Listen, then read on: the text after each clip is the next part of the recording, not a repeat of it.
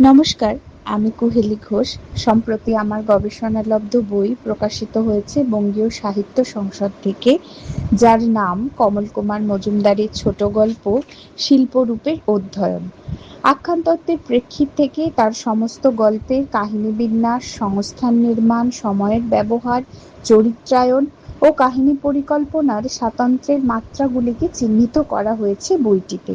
এছাড়াও রয়েছে কমল কুমারের নিজস্ব গদ্যরীতির ভাষাতাত্ত্বিক ও শৈলীগত পর্যালোচনা। আমি আশা রাখছি বাংলা সাহিত্যের কৌতূহলী পাঠকদের দৃষ্টি আকর্ষণ করবে এই বইটি।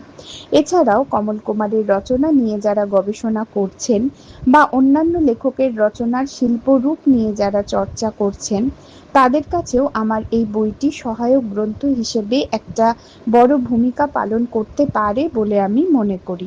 ধন্যবাদ।